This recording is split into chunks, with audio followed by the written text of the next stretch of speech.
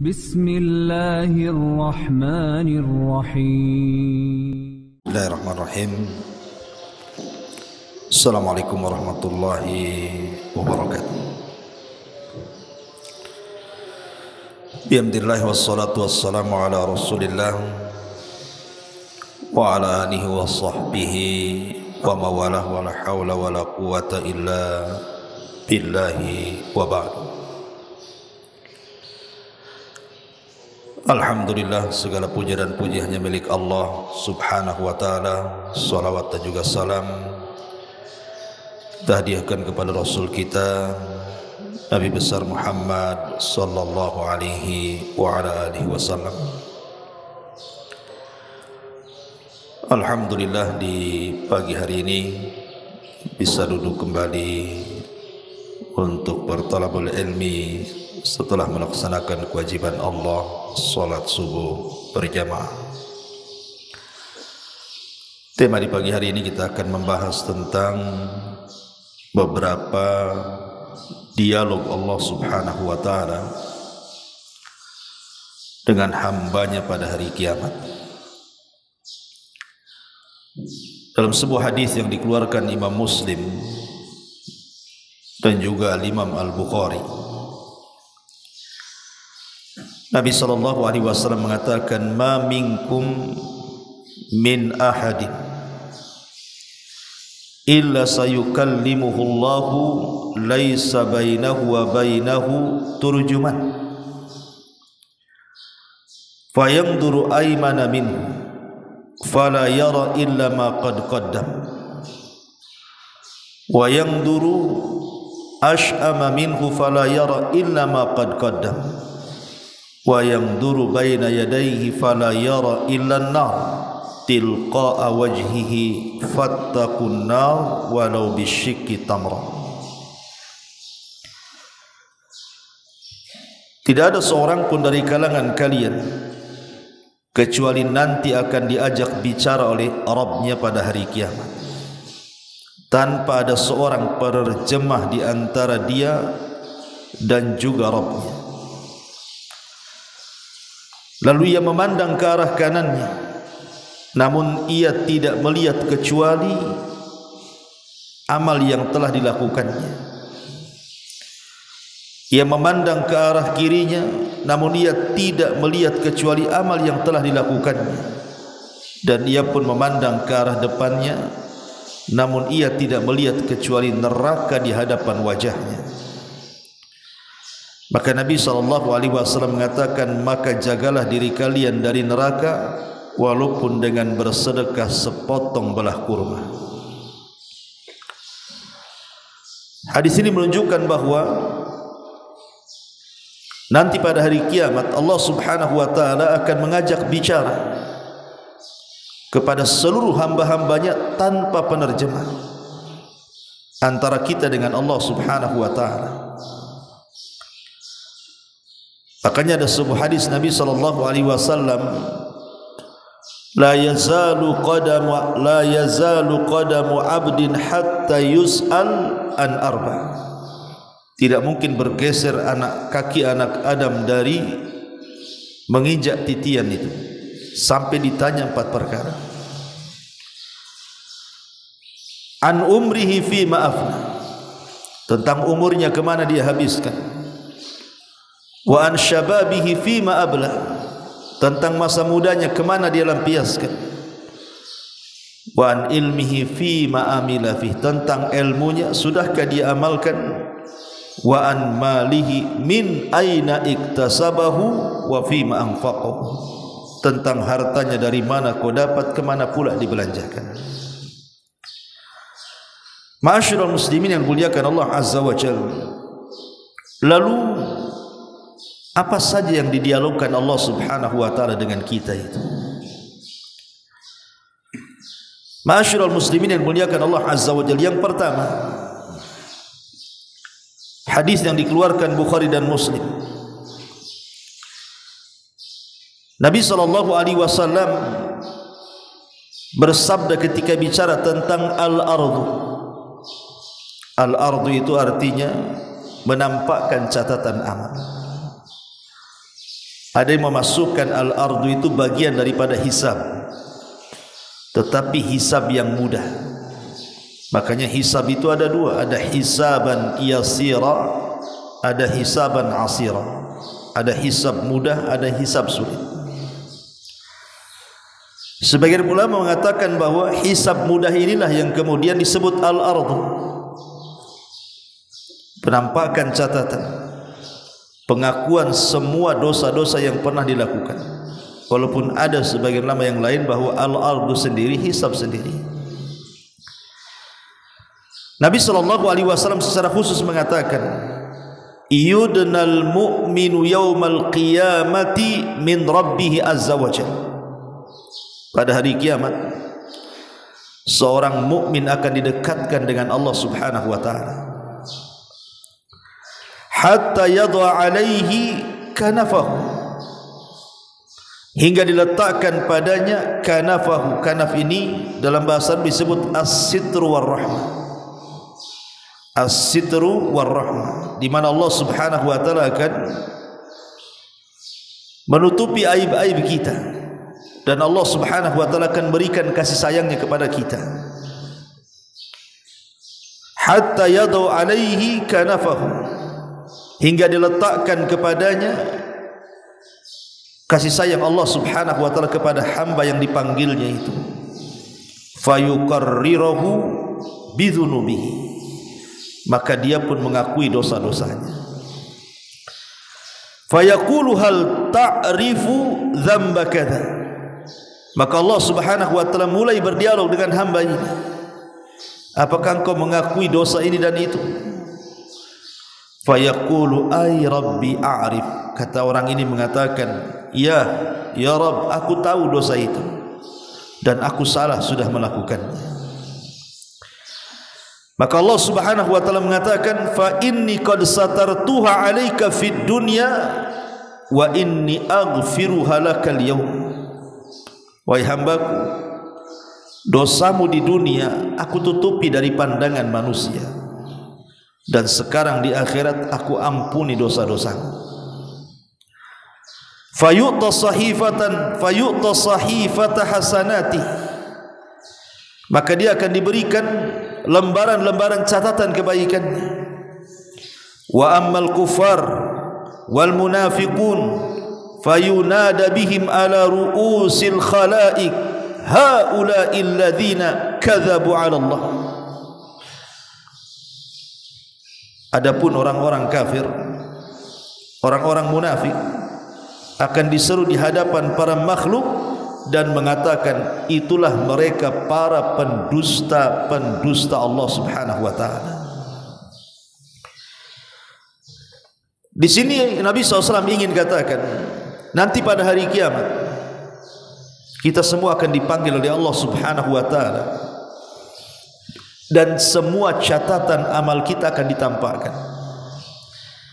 Di dunia kita berbuat dosa bisa saja kita tutupi dari orang lain, bahkan boleh jadi orang terdekat dengan kita tidak tahu dosa kita, karena kita ini pandai menyembunyikan dosa di dunia. Tapi di akhirat la yakhfa 'alaikum minhu khafiyah, tidak ada bagi kalian di sisi Allah Subhanahu wa taala yang terselubung dan tersembunyi, semua akan tampak. Sehingga Allah Subhanahu wa taala kelak akan memanggil kita, kemudian akan mengajak dialog yang disebut dengan ardul a'mal, penampakan catatan-catatan amal kita itu. Di sini terjadi dialog antara kita dengan Allah Subhanahu wa taala. Maka Allah Subhanahu wa taala akan katakan kepada kita, wahai hambaku, ata'rifu dzamba kadza wa kadza kadza wa kadza, apakah kau tahu dosa yang kau lakukan di dunia, hari ini dan itu, bulan ini dan ini, di tempat ini dan itu? Allah Subhanahu wa taala akan merinci itu, mengingatkan dosa kita. Maka di antara kekhususan hisab, kata para ulama, Allah Subhanahu wa taala akan memberikan kepada kita hafalan yang tidak diberikan di dunia. Jadi di akhirat itu semua memori akan dikembalikan kepada kita. Untuk apa? Untuk menyesuaikan dengan catatannya. Boleh jadi di dunia kita melakukan dosa seminggu kemarin sudah lupa tuh, tapi di akhirat semua akan hafal. Sehingga ketika Allah bertanya, bukankah engkau sudah melakukan dosa ini, dosa itu, maka dia pun mengatakan, a'rifu ya Rabb, ya aku akui memang aku pernah melakukannya ya Rabb. Maka kemudian Allah subhanahu wa ta'ala dengan kasih sayangnya, dia pun mengatakan, fa inni qad satartuha 'alaika fid dunya wa inni aghfiruha lakal yaum. Wahai hambaku, di dunia sudah kututup dosamu, dan sekarang di akhirat ku ampuni pula dosa-dosamu. Apa enggak enak? Di dunia Allah subhanahu wa ta'ala tutupi dosa kita, di akhirat pula Allah ampuni. Itulah namanya hisaban yasira, hisab yang mudah. Sebab kalau hisabnya sulit, mereka orang-orang yang ketika ditanya oleh Allah subhanahu wa ta'ala, dia bantah. Pamannya Allah mengatakan, bukankah engkau sudah melakukan ini dan itu, ini dan itu? Dia mengatakan, tidak, aku tidak pernah melakukannya. Maka Allah akan datangkan banyak saksi bahwa kita sudah melakukannya. Makanya Nabi SAW mengatakan dalam hadis Aisyah radhiyallahu anha, man khusiba udzib, siapa yang dihisab pasti akan disiksa. Qalat Aisyah radhiyallahu anha, Aisyah berkata kepada Nabi SAW, awalaysa yaqulullahu azza wa jalla fasawfa yuhasabu hisaban yasira. Rasul, bukankah Allah telah berfirman, maka ia akan diperiksa dengan pemeriksaan yang mudah. Qala innama dzalikal ardu, maksudnya pemeriksaan yang mudah itu disebut arad, disebut al-ardu yang tadi saya sebutkan hadisnya, itu disebut al-ardu namanya, hisab yang mudah. Dia hanya disuruh mengakui dosanya saja. Kamu berzina, ya, iya. Kamu judi, ya. Kamu korupsi, ya. Kamu membunuh, ya. Dia suruh ngakui saja. Dan dia mengakui semuanya, tidak ada perdebatan di sini. Walakin kata Nabi SAW, man nukishal hisaba udzib. Tapi barang siapa yang ketika diteliti hisabnya, dia membantah, dia mengajak dialog dengan Allah, maka ia akan binasa. Dari sini kita tahu bahwa perbedaan hisab yang sulit dengan hisab yang mudah itu. Kalau hisab yang sulit itu, kalau ditanya ngelak dia. Kamu judi ya? Mana ada ya Rabb saya judi? Tak ada. Datangkan saksi. Kau judi, ini saksinya. Bumi saksinya, langit saksinya, kulit saksinya, tangan saksinya, semua jadi saksi itu. Malaikat saksinya, Allah sendiri kan jadi saksi. Maka orang yang seperti ini pasti binasa. Tapi kalau ditanya, kamu membunuh ya? Iya ya Rabb saya membunuh. Kamu judi? Iya saya judi. Kamu zina? Iya saya zina. Yang seperti ini mudah hisabnya, disebut al-ardu namanya. Ma'asyiral muslimin yang dimuliakan Allah azza wa jalla, ini hadis yang pertama, dialog Allah subhanahu wa ta'ala dengan hambanya. Kemudian dialog yang kedua disebutkan dalam hadis yang dikeluarkan Imam Nasai dan disahihkan oleh Syekh Nasiruddin Al-Albani rahimahullahu ta'ala. Yaji'ur rajulu akhidan biyadir rajuli yaumal qiyamah. Akan datang seseorang pada hari kiamat menghadap Allah subhanahu wa ta'ala dan menyeret orang lain. Jadi orang ini datang kepada Allah sementara tangannya sedang menyeret orang. Fayaqul, dan dia mengatakan, ya Rabb, hadza qatalani. Ya Rabb, orang ini sudah membunuh. Orang ini sudah membunuh. Fayaqulullahu azza wa jalla, maka Allah bertanya kepada orang yang dituduh membunuhnya, lima qataltahu, kenapa kau bunuh dia? Fayaqul, dia mengatakan, qataltuhu litakunal izzah laka ya Rabb. Ya Rabb, aku bunuh dia tidak lain dan bukan demi kemuliaan. Dia orang kafir umpamanya, ku bunuh dalam jihad. Fayaqulullahu azza wa jalla lahu, maka Allah berfirman kepadanya, fa innaha li, dia membunuh karenaku. Ada apa dengan kamu? Kemudian wayaji'ur rajulu akhidan biyadir rajuli akhar. Adapun ada yang lain menyeret orang yang membunuhnya dalam kasus yang lain.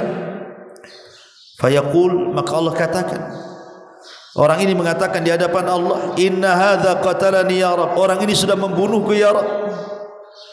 Fayaqulullahu lahu, maka Allah akan katakan kepada yang membunuhnya itu, lima qataltahu, kenapa kau bunuh dia? Fayaqul, dia mengatakan, litakunal izzah li fulan, aku membunuhnya karena demi kemuliaan si fulan ibn fulan, bukan karena Allah.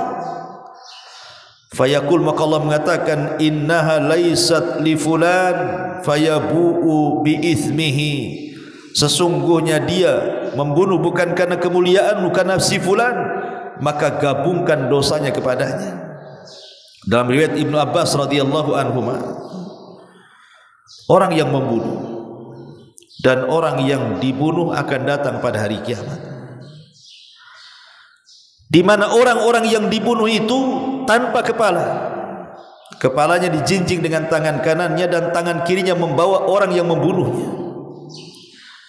Kemudian dia mengatakan sambil darah di lehernya bercucuran, dia menghadap Allah dan mengatakan, ya Rabb, sal hadza lima qatalani.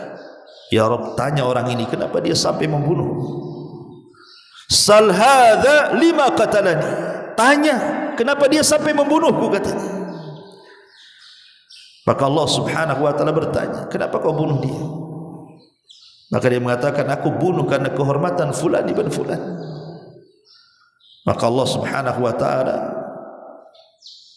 mengatakan, gabungkan dosa yang dibunuh kepada yang membunuh ini, gabungkan dosanya.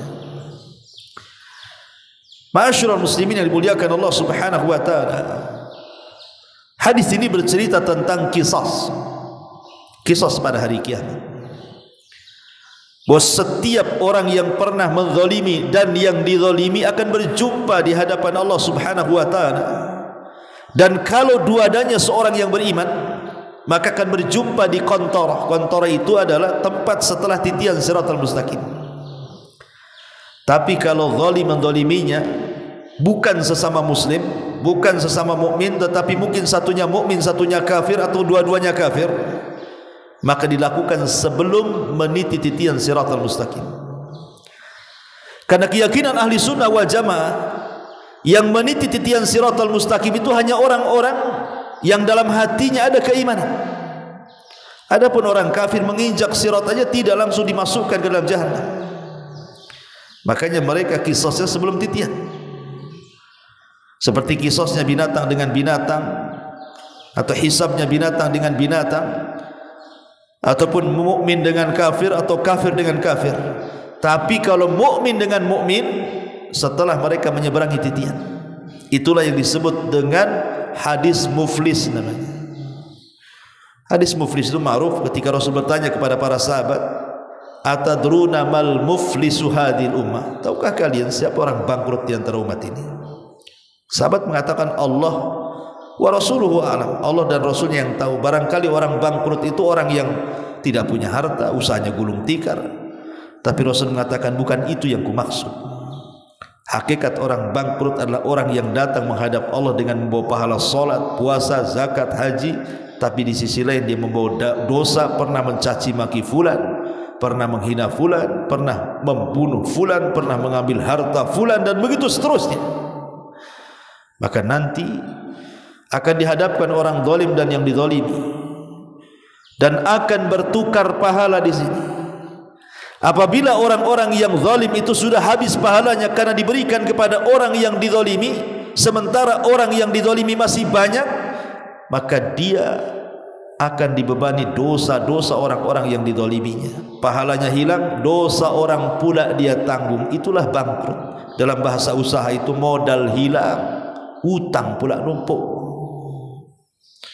Ma'asyiral muslimin yang dimuliakan Allah azza wa jalla, ini dialog yang kedua. Kemudian dialog yang ketiga dari sahabat Abdullah ibn Amr ibn As radhiyallahu anhu. Hadis ini dikeluarkan oleh Imam Ahmad dalam musnadnya dan disahihkan oleh Syekh Syu'aib Al-Arnaut rahimahullahu taala. Nabi SAW mengatakan, Inna Allah Azza wa Jalla yastakhlisa rajulan min ummati ala ru'usil khalaik yaumal qiyamah. Sesungguhnya Allah Azza wa Jalla akan membebaskan seseorang dari umatku di hadapan seluruh makhluk-makhluknya pada hari kiamat. Fayanshuru alaihi tis'atan wa tis'ina sijjilan. Lalu dibukakan kepadanya 99 catatan amal buruknya.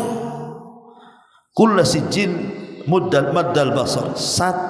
Setiap satu catatan jauhnya sejauh mata memandang. Jadi orang ini datang kepada Allah membawa 99 catatan. Kalau satu catatan dibentang ini, maka jauhnya sejauh mata memandang semua kesalahan dia. Tsumma yaqulu lahu. Kemudian Allah Subhanahu wa taala berfirman kepadanya, "Atunkiru min hadza syai'an?" Sudah kau baca catatan? Ada enggak yang kau ingkari dari catatanmu? Ada enggak yang kau ingkari? Betul itu semua perbuatanmu di dunia? Adzalamatka katabati hafidun? Adakah malaikat-malaikat pencatat yang aku utus mendolimi kamu, di mana dia mencatat apa yang kau tidak buat? Atau dia tersilap mencatat padahal engkau tidak melakukannya? Maka dia mengatakan, la ya Rabb, tidak ya Rabb, semua benar, ini semua kesalahanku. Fayaqul alaka udhrun. Maka Allah mengatakan lagi kepada orang ini, alaka udhrun aw hasanatun. Ada enggak kau punya kebaikan? Ada enggak kau punya kebaikan yang bisa mengimbangi satu catatanmu ini? Fayuhab. Kemudian di sini Nabi SAW mengatakan, fayubhathur rajulu fayaqulu ya Rabb, fayaqulu la ya Rabb. Dia mengatakan, laki-laki ini sambil tertunduk dan mengatakan, tidak ada ya Rabb, tidak ada ya Rabb. Bahasa kita, kalaupun ada ya Rabb, tidak mungkinlah dengan catatan keburukan ini bisa kutandingi kebaikanku. Maka Allah Subhanahu wa taala mengatakan, bala innalaka indana hasanatan wahidatan la zulmal yawma alaika. Bahkan kamu punya satu kebaikan yang kau tidak tahu kan? Satu kebaikan ini kau bisa mengimbangi 99 catatan burukmu. Bingung hamba ini. Dia enggak merasa punya itu kan, karena dia sudah putus asa masalahnya. Sudah hampir merangkah ke neraka, tapi Allah panggil lagi, tunggu dulu, kau ini punya satu kebaikan. Kau bisa dengan satu kebaikan ini mengimbangi 99 catatan keburukanmu, katanya. Dan Allah tidak menzalimi dirimu sama sekali. La dzulma 'alaikal yaum. Tidak ada kezaliman hari ini kepadamu. Kemudian fatukhraju lahu bitaqah fiha ashhadu an la ilaha illallah wa anna muhammadan abduhu wa rasuluh. Tiba-tiba Allah keluarkan satu kartu sakti, bertuliskan, aku bersaksi bahwa tidak ada sesembahan yang berhak disembah kecuali Allah, dan aku bersaksi Muhammad hambanya dan rasulnya. Itulah yang disebut dengan hadis bitaqah, hadis kartu sakti. Isinya kalimatut tauhid. Fayaqul ahdhiruhu fayaqul ya Rabb ma hadhil bitaqah. Allah mengatakan kepada para malaikat, hadirkan tuh catatan ataupun kartu sakti itu. Maka malaikat menghadirkannya. Maka hamba ini mengatakan, ya Rabb ma hadhil bitaqah ma hadhihi sijilat. Orang ini masih enggak percaya dan mengatakan, ya Rabb, buat apalah kartu ini dengan catatan 99 catatanku ini? Kayaknya enggak ada masalah. Ini satu catatan, satu bitoko, satu kartu, sementara dosaku seabrag-abrag ya Rabb. 99 catatan, yang satu catatannya terbentang sejauh mata memandang. Untuk apalah ini kartu ini? Fayuqal, maka dikatakan kepadanya, innaka la tudlam, kau tidak akan dizalimi. Qala fatudha'u sijilat fi kiffatin wa la ilaha illallah fi kiffatin.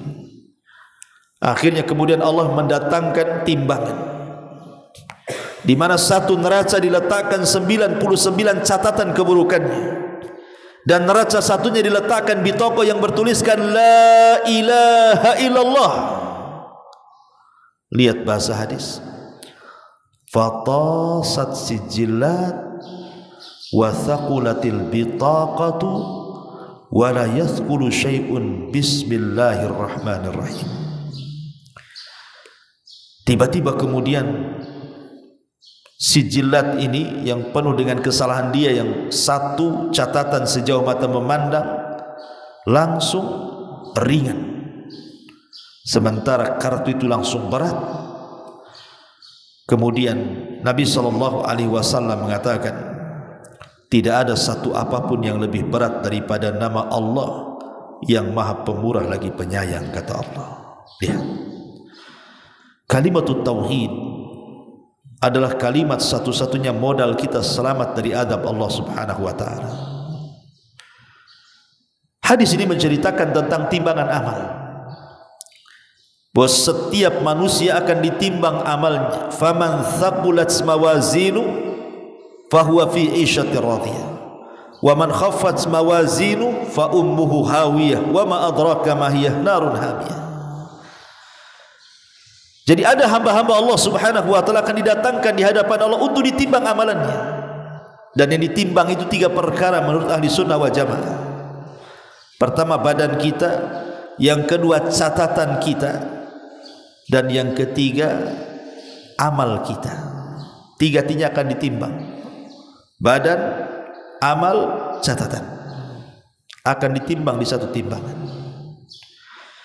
Jadi dalam hadis ini dikisahkan ada seorang laki-laki didatangkan di hadapan banyak makhluk. Ingat, catatan itu terbagi-bagi. Ada catatan yang sifatnya pribadi, pribadi kita. Catatan itu hanya pribadi kita saja, dari A sampai Z, dari awal sampai akhir. Tapi ada catatan itu yang kita berkumpul dengan orang lain, yang disebut dengan catatan umum. Di mana catatan umum itu semua berkumpul satu catatan. Catatannya Abu Bakar di situ, catatannya Umar di situ, catatannya Utsman di situ, catatannya Ali, catatan para sahabat, catatan para tabi'in, catatan Imam Syafi'i, Imam Ahmad, Abu Hanifah. Semua manusia dijadikan satu, termasuk kita ada di situ. Itu namanya catatan umum. Catatan umum inilah yang membahayakan bagi kita. Dan catatan inilah yang mempermalukan setiap kita di hadapan manusia. Karena nanti catatannya akan dibaca, disaksikan semuanya. Abu Bakar Siddiq radhiyallahu an, ini kebaikannya 1, 2, 3, 4, 5 didengarkan semua manusia. Umar begini, Utsman begini, Ali begini, Imam Syafi'i begini, Ahmad, Malik, Abu Hanifah, terus ketika kita yang dibacakan isinya dosa saja, didengarkan semua orang. Apa enggak malu kita dibuatnya? Itulah catatan umum. Ini bahaya nih. Karena kita akan melihat bagaimana kita dengan Abu Bakar, bagaimana kita dengan Umar, bagaimana kita dengan Ali, bagaimana kita dengan Utsman, bagaimana kita dengan ulama-ulama yang lainnya, orang-orang soleh, para syuhada itu. Kita merasa kecil dari mereka. Ini catatan umum namanya. Tapi ada catatan khusus. Itu hanya kita saja isinya.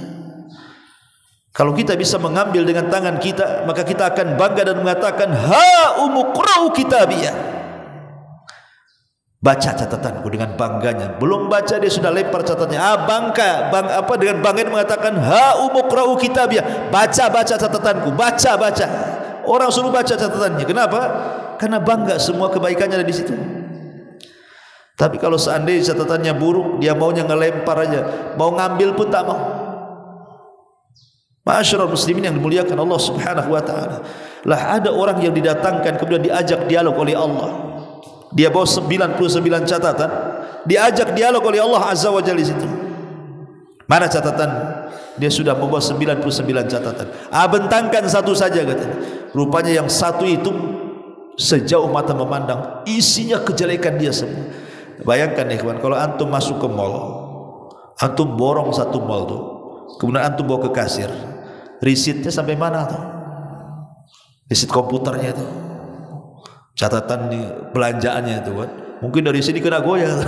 Kalau satu mal diborong kan, seperti itulah catatan tuh, lengkap detail.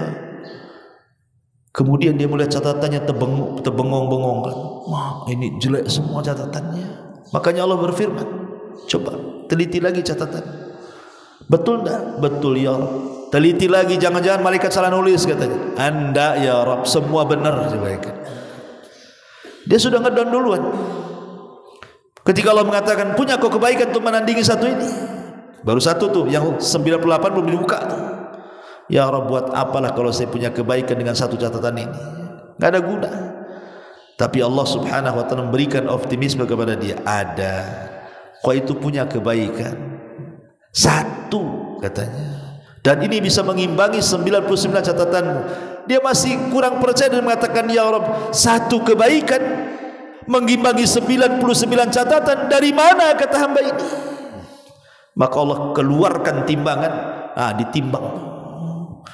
Rupanya kalimat tauhid yang ditimbang la ilaha illallah bisa memberatkan timbangan dia dan meringankan seluruh dosa-dosanya. Dari sini kata para ulama, fadlut tauhid, ada keutamaan tauhid. Selama orang itu tidak mati di atas kesyirikan, selama orang itu tidak mati di atas perbuatan syirik, maka ada kesempatan untuk selamat. Itulah kalimat tauhid la ilaha illallah. Ini yang ketiga. Ma'asyiral muslimin yang muliakan Allah azza wa jalla. Yang keempat, hadis ini dikeluarkan Imam Bukhari dari sahabat Abi Hurairah radhiyallahu anhu. Anna rajulan min ahli al-jannah ista'dzana rabbahu fi zar'i. Ada seorang laki-laki yang ketika di dunia suka bercocok tanam, mungkin dia petani atau pekebun di dunianya. Jadi ketika masuk surga, dia mengatakan kepada Allah subhanahu wa ta'ala, ya Rabb, aku ingin bercocok tanam, katanya. Di surga minta bercocok tanam, padahal di surga sudah disiapin semuanya kan itu ya. Kenikmatan yang tidak bisa dilihat, didengar, terlintas pun tidak. Mau minta kebun pula di surga orang ini. Dia mengatakan, ya Rabb, aku ingin bercocok tanam. Faqala lahu, maka Allah subhanahu wa ta'ala mengatakan, alasta fi ma syi'ta, alasta fi ma syi'ta, kata Allah, bukankah kamu bebas melakukan apa saja yang kau kehendaki? Kau bebas mau apa saja di surga. Kenikmatannya tidak bisa dilihat, didengar tidak bisa. Pokoknya, apa yang kau inginkan sudah ada. Kau ingin beras ada, ingin apa, ingin lauk apa saja ada di surga.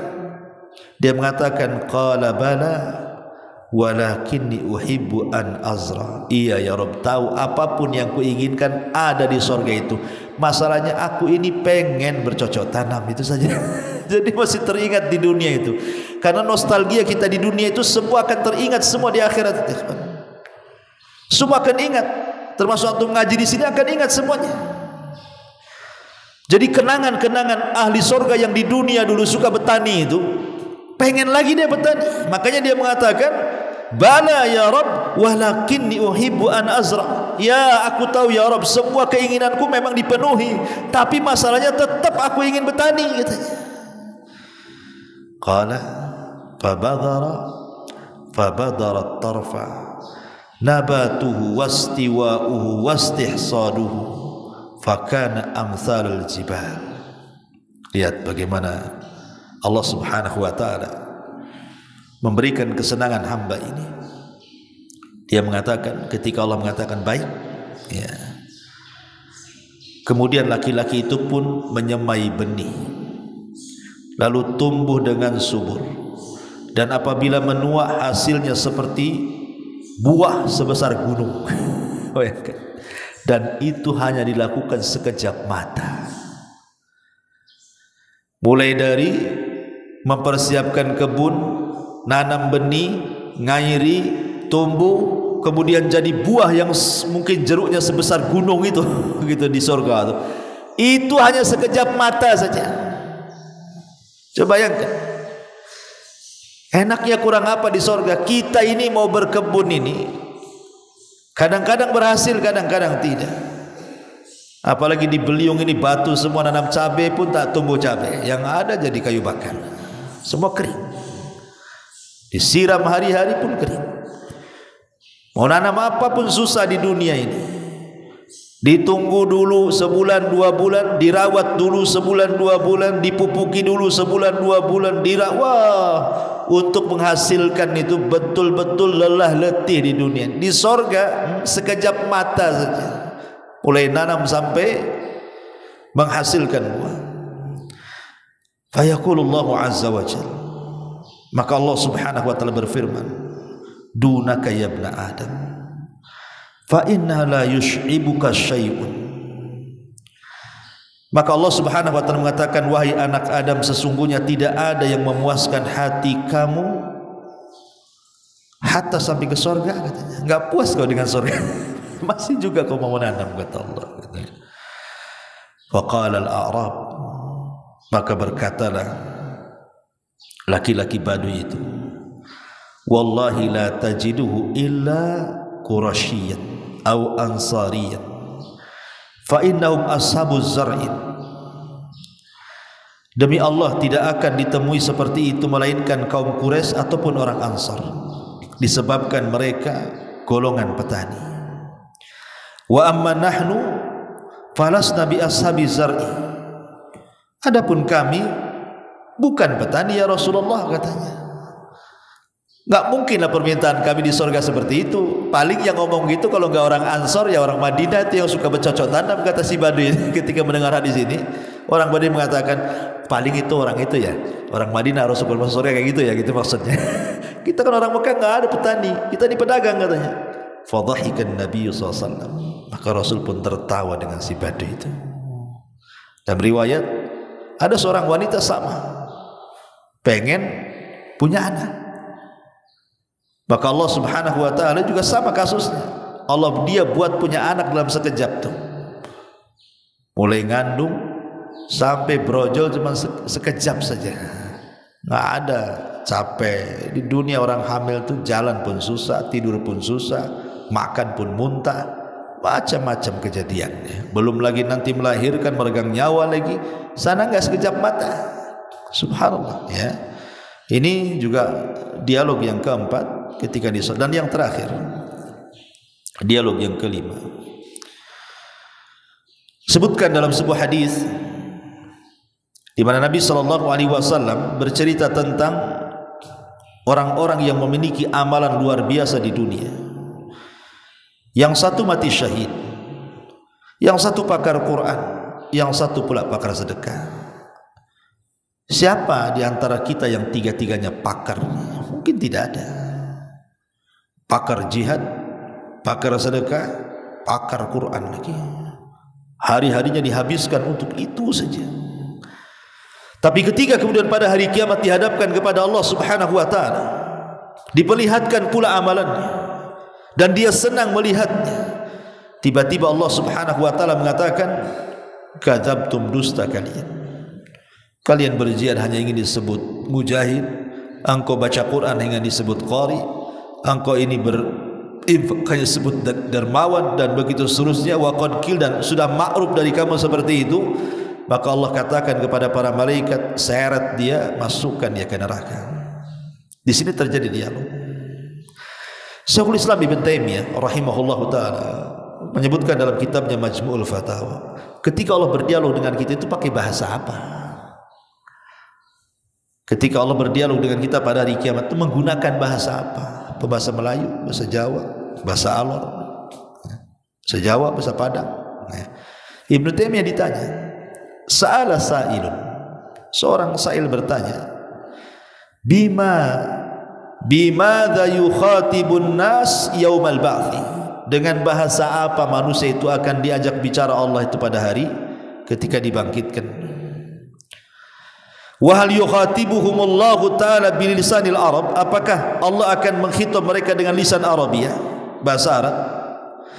Wal yasihu anna lisana ahlan nar al-farisiyah, apakah sahih hadis yang mengatakan bahwa bahasa penduduk neraka itu menggunakan bahasa Faris?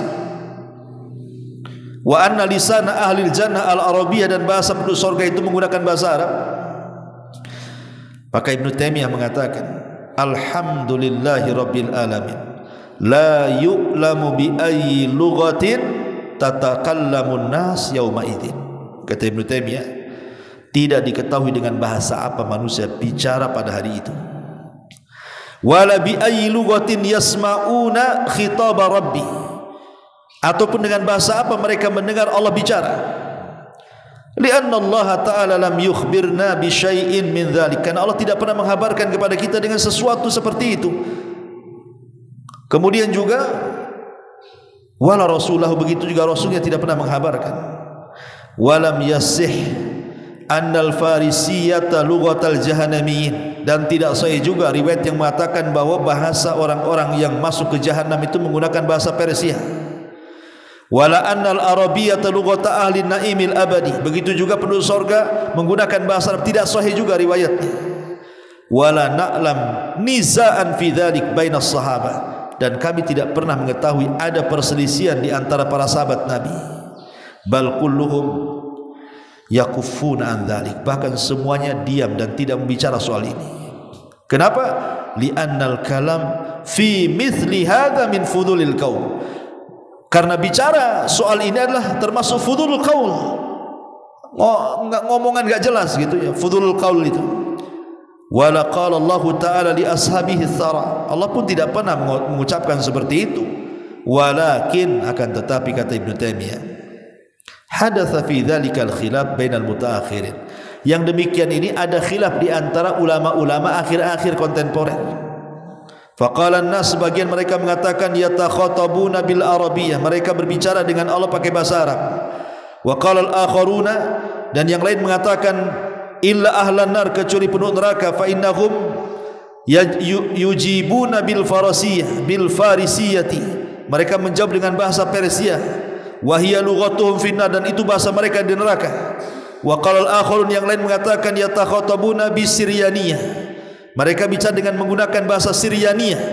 Li'annaha lughata Adam, karena itu bahasa Nabi Adam. Kemudian wa anha tafarra'atil lughat, dari bahasa Siryaniyah inilah terpecah menjadi banyak bahasa. Wa qala al-akharun, dan yang lain mengatakan illa ahlal jannah, kecuali penduduk surga, fa innahum yatakallamuna bil arabiyyah, mereka bicara dengan bahasa Arab. Kemudian Ibnu Taimiyah di akhir fatwanya dia mengatakan, wa kullu hadhil aqwal la hujjata li arbabiha, la min tariqi aqlin wala naqlin, bal hiya da'awa 'ariyah anil adillah. Intah kalam. Semua pendapat-pendapat ini tidak ada hujah sama sekali, tidak secara akal, tidak secara nas, bahkan ini hanya pengakuan-pengakuan yang tidak kuat dan tidak berdasar. Sehingga kesimpulannya wallahu a'lam, selesai. Itu kesimpulannya.